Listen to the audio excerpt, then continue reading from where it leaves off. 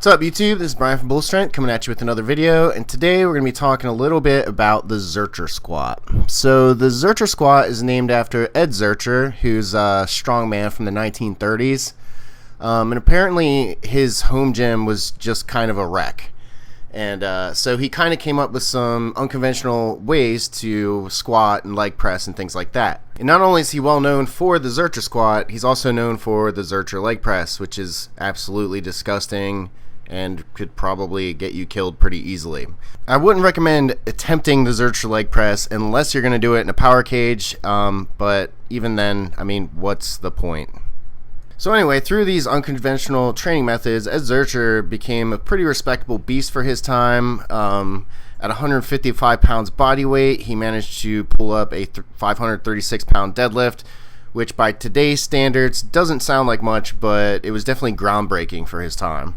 Alright, so back to the Zercher squat. So the thing that you're going to notice right off the bat is your elbows are going to be in considerable pain, and more than likely you're going to see some bruises the next day.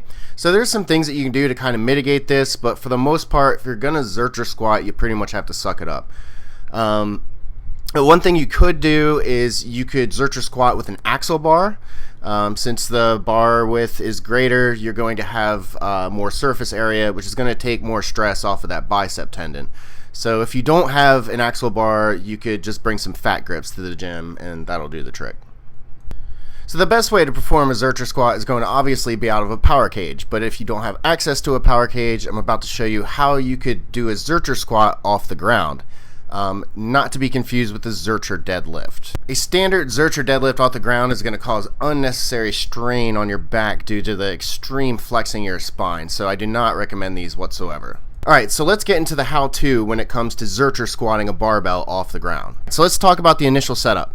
So you're basically going to get into a conventional deadlift form with your feet slightly wider apart and your arms still on the outside. So it's going to look very similar to a Brian Shaw style deadlift. You want to make sure that once you get the barbell up to your knees that you're going to have enough room in between your legs to get your arms through, and you'll see what I mean here in a second. Next, you're going to perform a deadlift where you don't quite lock it out. You bring it up about halfway, and then you're going to set the bar on your quads, kind of similar to like a wall sit if you're wall sitting with weight. The only thing is that you want the barbell to be closer to your knees, not directly on your knees, but you want them to definitely be towards the end of your quads so that you have enough room to get your arms in. And from this position, you're going to thread both your arms in one by one. Get the barbell onto the crease of your elbows. You're going to curl your forearms upward and then stand up. So from here, it's going to be very similar cues to the front squat. You're going to brace your core, push out your knees, and drive with your legs. Just be sure to keep that chest up because the second you start slouching, you're going to lose the barbell. Alright, so now you know how to Zercher squat without needing a power rack. I hope you found this video useful. Please like and subscribe if you enjoy the content, and I'll see you in the next video. Peace out.